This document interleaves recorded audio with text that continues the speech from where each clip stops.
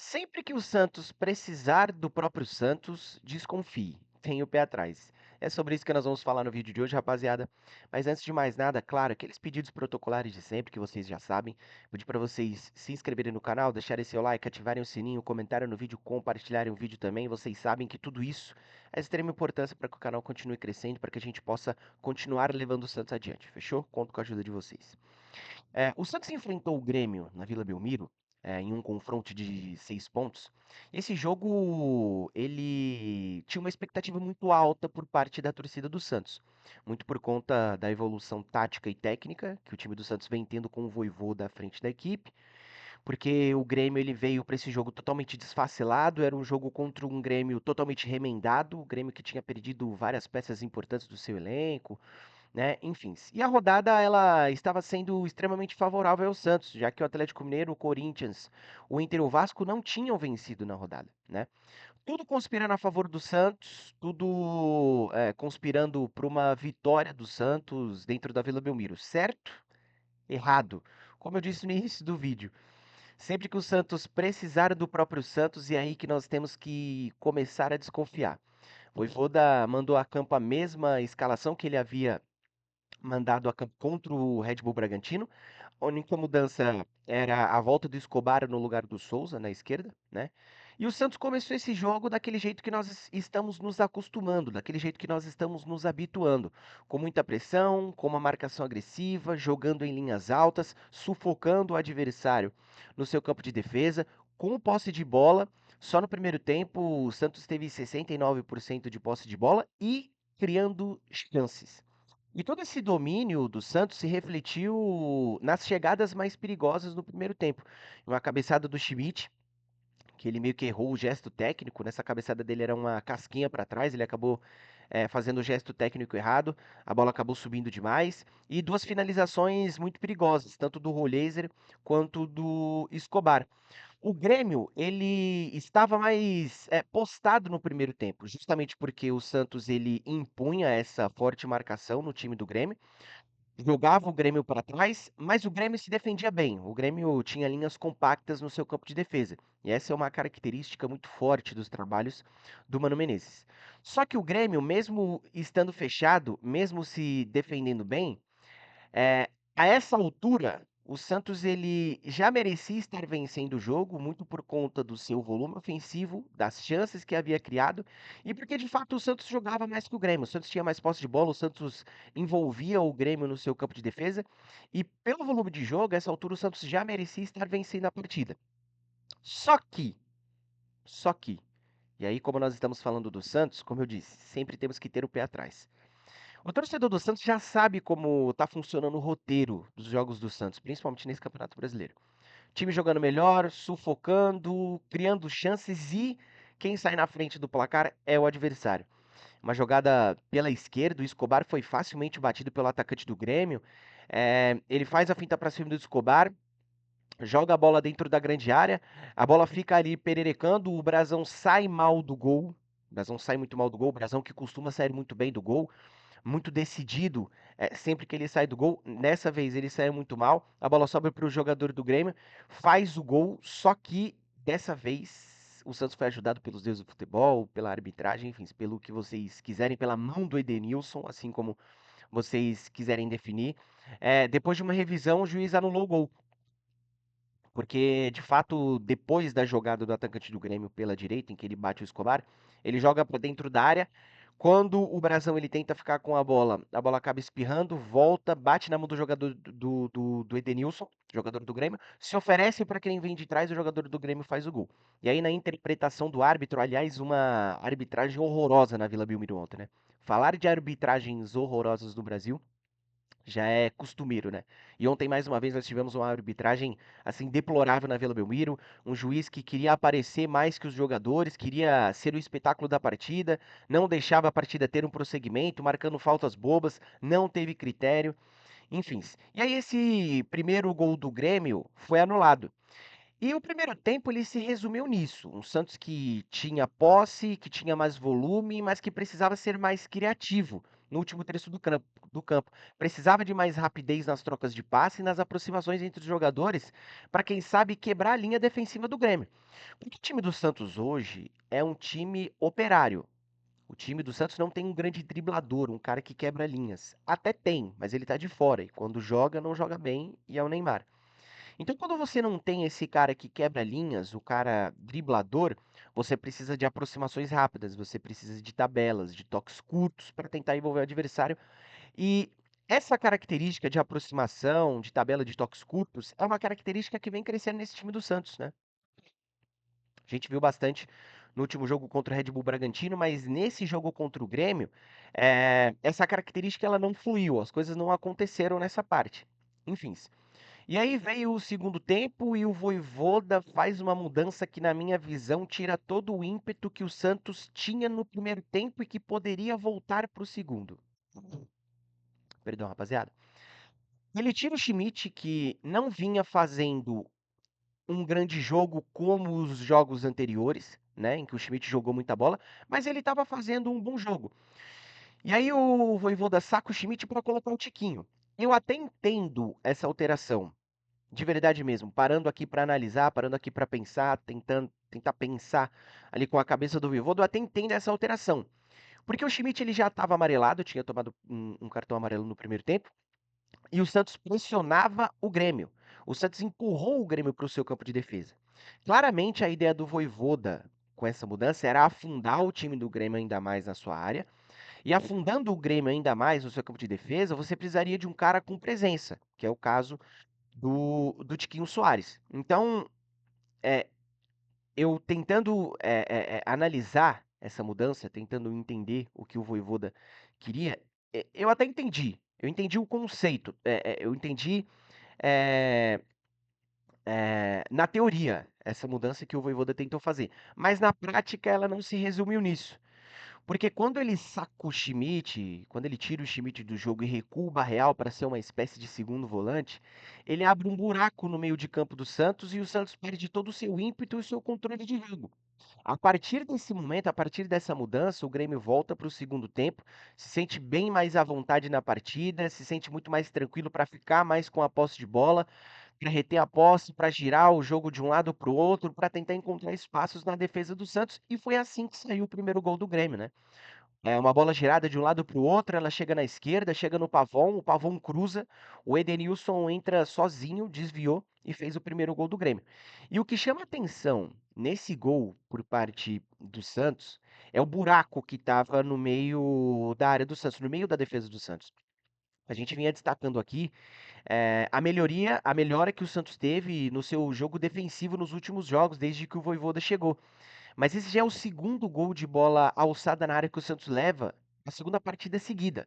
Né? O Luan Pérez brigava ali com um dos atacantes do Grêmio. O Escobar, que fechava, deixou o Edenilson entrar livre, meio que estava perdido ali dentro da grande área. O Edenilson entrou livre e fez o primeiro gol do Grêmio. E a partir daí o Grêmio se postou. Mano Menezes fez mais alterações, alterações essas, para deixar o time do Grêmio um pouco mais defensivo, para se resguardar lá atrás e para sair nos contra-ataques. E o Santos, que a essa altura já tinha dois atacantes mais fixos na área, Tiquinho e Lautaro, careceu de posse de bola para ser mais criativo. E com o Grêmio postado no seu campo de defesa, o Santos até teve essa posse de bola, né? Uma posse que não surtiu muito efeito, porque essa bola não chegava limpa nem para o Lautaro nem para o Tiquinho finalizarem. E esse jogo ruim do Santos na parte criativa, na minha visão, foi o jogo em que o Santos mais deixou a desejar nessa parte, na parte de criação, na parte de construção de jogo. Mais uma vez, o Roleiser, como armador, foi muito mal, e aí nós precisamos abrir essa discussão se de fato o Roleiser ele é um meia armador, ele é um articulador. O Roleiser ele tem muita qualidade, mas será que de fato ele é o meia armador do Santos? Enfim, facilmente, essa foi a pior partida, na minha opinião, do Roleiser com a camisa do Santos. Outros jogadores também foram muito mal nesse aspecto. O Guilherme, que, assim, Eu tento defender o Guilherme, já fiz vídeos defendendo o Guilherme, mas o próprio Guilherme ele não se ajuda. O próprio Guilherme ele não consegue se defender. O Guilherme ele cisca, cisca, cisca e a jogada com o Guilherme ela não se desdobra, ela não tem uma continuidade. O Guilherme toma decisões muito ruins dentro do campo, isso mina completamente a paciência do torcedor santista. Barreal foi muito mal também nessa parte.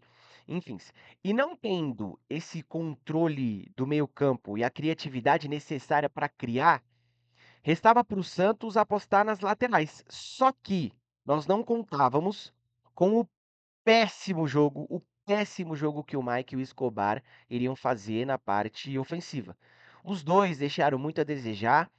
O Escobar a gente já sabe que tem essa dificuldade, é um jogador muito prestativo, é um jogador muito voluntarioso, mas que na hora do apoio não consegue ser uma válvula de escape do Santos pelo lado esquerdo. Então ontem, em vários momentos, quem estava jogando na esquerda, que era o Guilherme, ou até mesmo o Barreal que caía ali por aquele lado, eles precisavam de alguém para se associar, precisavam de alguém para conversar, para ter um jogador que passasse nas costas dos marcadores do Grêmio. E o Escobar não fazia isso, o Escobar não fazia esse movimento.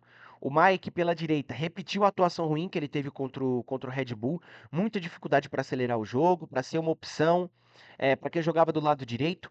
Com isso, o Santos voltou a ser aquele time penso, como nós víamos com o Pedro Caixinha, com o Kleber Xavier. O Santos ontem praticamente só jogou pelo lado esquerdo, né? Muito por conta disso, pelo jogo ruim que o Mike fez.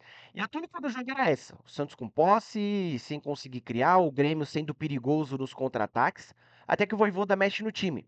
Coloca o Rincon no lugar do Barreal, e essa mexida foi importante porque ela preencheu o espaço no meio de campo, um espaço em que o Grêmio estava se sentindo muito confortável e quando ele tinha a bola, armar os seus contra-ataques. E aí, quando o Vojvoda ele coloca o Rincon nesse espaço, ele fecha mais o meio de campo, o Grêmio passa a não ter tanta tranquilidade para trabalhar a bola, o Grêmio passa a não ter um jogo tão confortável pelo meio. Acho que nesse aspecto, nessa mudança, o Vojvoda ele acertou, mas para corrigir um erro que ele tinha cometido quando ele tirou o Schmidt, quando ele sacou o Schmidt. E faz outra mudança também, coloca o Igor Vinícius no lugar do Mike. Acho que o Igor Vinícius poderia ter vindo antes para dar um frescor novo, um ar novo para o lado direito do Santos. Enfim, o Vojvoda ele poderia ter mexido nas laterais antes, porque o jogo estava congestionado pelo meio, muita gente de azul à frente da área do Grêmio, e como eu falei, o Igor Vinícius poderia ser essa válvula de escape pela direita, e o próprio Souza também poderia ser uma válvula de escape do Santos pelo lado esquerdo. Tanto no jogo associativo quanto para municiar o Tiquinho e o Lautaro dentro da grande área. E a partida foi praticamente um ataque contra a defesa. Depois que o Grêmio abriu o placar. Santos pressionando, a defesa do Grêmio rebatendo, muitas bolas alçadas na área. O Vojvoda fez uma mexida tardia, na minha opinião. Coloca o Robinho Júnior aos 33 do segundo tempo no lugar do Rolezer, que estava mal na partida. O Robinho ele poderia ter entrado mais, essa mexida ela poderia ter acontecido antes, visto o jogo ruim que o Rolezer estava fazendo, e porque o Grêmio estava postado lá atrás, e como eu falei, nesse aspecto, nesse cenário, você precisa de aproximação, você precisa de um jogo associativo rápido ou de um cara driblador, e o Robinho Júnior, ele é esse cara. E outra mexida mais tardia ainda, que o Vojvoda fez, foi sacar o Escobar e colocar o Souza aos 44 do segundo tempo. Eu sei que o elenco do Santos não é tão vasto, não tem tantas opções, não tem tanta qualidade. Quando o Vojvoda ele precisa trocar, o nível do Santos ele cai e isso ficou evidente, principalmente no jogo contra o Red Bull. Mas não existe o Vojvoda segurar o Escobar no jogo até os 43, 44 do segundo tempo, já que o Grêmio não atacava mais e o Santos estava penso pelo lado esquerdo. Então, já que o time está penso pelo lado esquerdo, está jogando mais por aquele lado, coloca um jogador mais agudo, um jogador que te dê mais opções ofensivamente falando, que tem um trato melhor com a bola, e esse era o caso do Souza.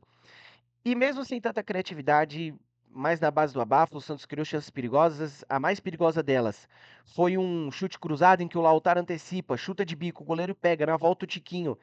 Ele chuta, volta para ele finta o zagueiro e o goleiro e consegue chutar em um zagueiro que estava postado em cima da linha do gol.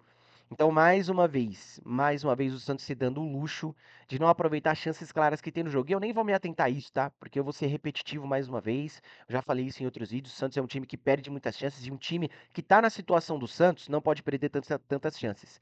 Time que não tem vontade, não tem tesão de marcar gol, ele vai brigar contra o rebaixamento até o final do campeonato.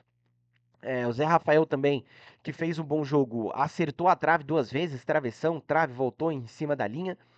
E depois de tanto martelar, depois de tanto sufocar o Grêmio, o Santos conseguiu empate. Depois de uma cobrança de escanteio do Robinho, o Zé Rafael ele faz um domínio difícil, chuta a bola, pega no travessão de novo e o Lautaro, que estava atento, completa pro gol. Uma sensação de um balde de água fria jogado na cabeça do torcedor do Santos.